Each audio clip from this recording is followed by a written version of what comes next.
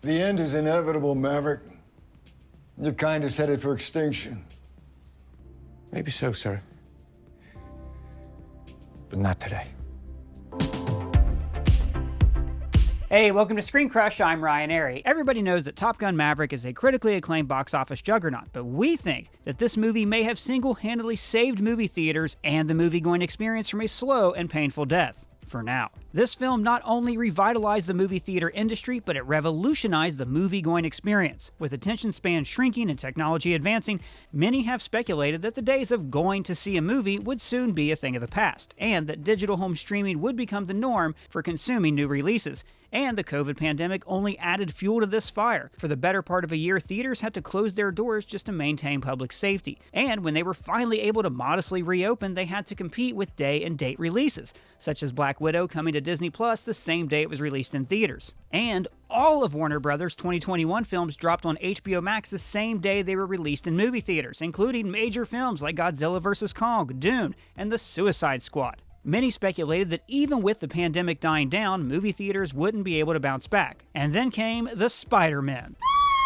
Hi. Okay, it's okay. I'm a nice guy. Spider-Man No Way Home gave movie theaters the jolt that they needed, without a day-and-date release. And with a wide range of audience appeal, Spider-Man No Way Home was able to resuscitate the movie theater industry, but it was still on life support. Because look, it was not a surprise that a Marvel Studios film with not one but 3 Spider-Men was able to garner an impressive box office result, even during a pandemic. We're all gonna die! But the question still lingered, would movie theaters be able to survive on superheroes alone? More specifically, on Marvel alone. But then came Tom Cruise. You can't get a promotion, you won't retire. Despite your best efforts, you refuse to die. Now, Top Gun Maverick, of course, is the sequel to the 1986 film Top Gun, starring Tom Cruise as a cocky hotshot fighter pilot Lieutenant Pete Mitchell, aka Maverick. I think I can figure that one out on my own. Now, Top Gun has been beloved by fans for decades, and it also pulled in a not-too-shabby $357 million at the box office when it was first released, and it has become what many would call a cult classic, although for my money, it became a pretty terrible theme park ride at Kings Island. But even I could not have predicted that this 36 years later sequel would make nearly $1.5 billion.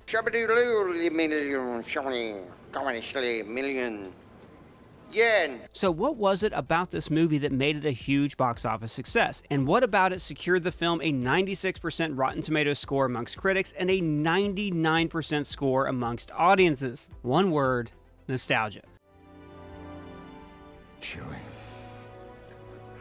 We're home. We are living in an era of big returns. Luke Skywalker, Han Solo, Princess Leia all returned to a galaxy far, far away. Tobey Maguire and Andrew Garfield swung back in to play Spider-Man in No Way Home. The sequel to the biggest box office film of all time has finally arrived, and we're getting Harrison Ford back as Indiana Jones. Get back!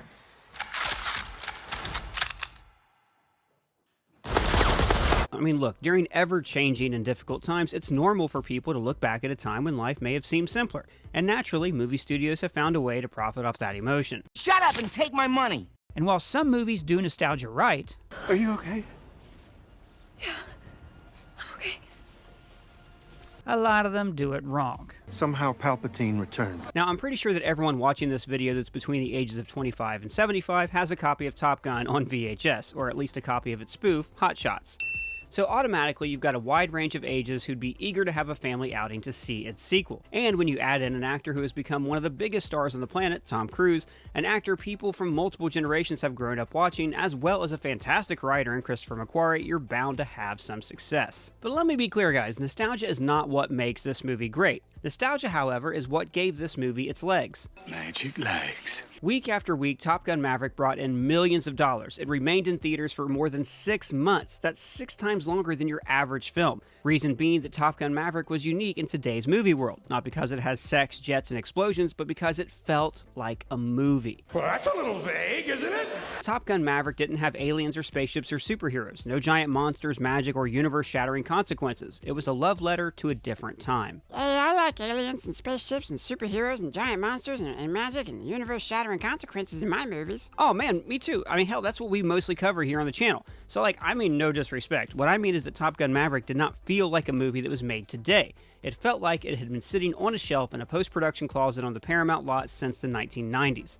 It had heart, humor, scope, action, and suspense. And sure, there was the Death Star trench run mission as the film's final MacGuffin. A McMuffin? No, a MacGuffin. It's essentially a person, place, or event that keeps the plot moving, like the Death Star plans, or the Infinity Stones in Infinity War and Endgame. Oh man, I was kind of hoping you were talking about a McMuffin, because I like McDonald's, and I was just hungry, and I just like McMuffins sometimes.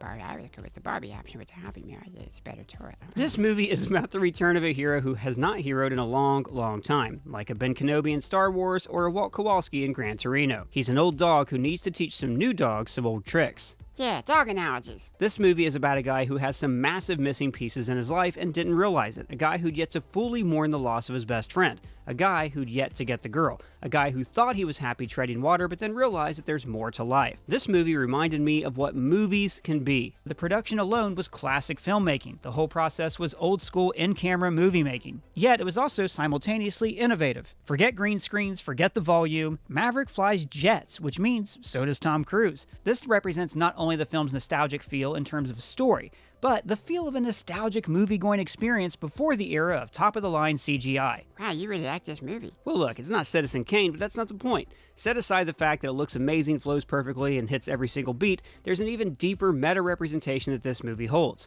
Not only is it nostalgic in feel and IP, but its messaging represents Tom Cruise and other film fans' nostalgia for not only the movies, but the movie-going experience as well. One of the first scenes in the movie features Maverick being told that his time is finished. Maverick, your kind is headed for extinction. Some say that the future is digital streaming and that the movie theaters will soon be dead. But creators like Tom Cruise understand that there is something special about the collective experience of seeing a movie in the theater. That dark room on the giant screen with the perfect picture and sound, with no option to pause and phones are not allowed. You hear me? Phones are not allowed. You're surrounded by fellow fans and becoming immersed in the story unfolding before your eyes. That's something that streaming can never replace. So, while the day may come when movie theaters are a thing of the past, films like Spider-Man No Way Home, Avatar The Way of Water, and Top Gun Maverick prove Not today. it was about time that we got a reminder that we don't have to see Iron Man fighting Santa Claus on a volcano in space in order to have a good time at the movies. Oh, that sounds awesome. I want to see that. I want to know why Iron Man's got to fight Santa Claus. That sounds like an interesting premise to me. Sure does. High five. Now, before we go on, I thought it'd be fun to mention some of the fun callbacks to the original '86 movie. Here we can see that Maverick is wearing the exact same jacket he wore in the first film, a visual representation showcasing that Maverick has not really moved to the next chapter of his life following the events of that first movie. We've got this scene of Rooster playing piano just like his dad Goose in the first film. Goodness gracious, great balls of fire! Goodness gracious, great balls of fire! Jennifer Connelly's character Penny was actually briefly mentioned in Top Gun. Over 5 air-controlled towers and 1 admiral's daughter. You gotta have another shirtless sports ball scene where Cruise can show off that he's still got it. And one of my favorites was the return of Val Kilmer as Iceman. Now, despite Val Kilmer's real-life struggles with cancer, they were able to incorporate his illness into the film and give his character a return that did not feel forced. The scene served as a crucial realization point for the character of Maverick, the realization that he still has a lot of life to live and that he should do something special with it. And like we mentioned earlier, the villain of the film isn't named in either movie, which in my opinion is a smart move. This is a fictional story, not a retelling of any particular moment in history. Why label another country as the enemy unnecessarily? Why risk any tension or political ramifications by name-dropping a real country as the villain? All we need to know to enjoy this movie is that there's a foreign country who has something that we don't want them to have because it risks America's safety. Hey, wait a minute. That kind of sounds like war propaganda. Yeah. What it is good for? Absolutely nothing. So let me know, did you guys watch Top Gun Maverick? Did you get a chance to watch it in theaters, or will streaming be your first viewing? Let me know down in the comments below, or you can @me on Twitter. And if it's your first time here, please subscribe and smash that bell for alerts. For ScreenCrush, I'm Ryan Airy.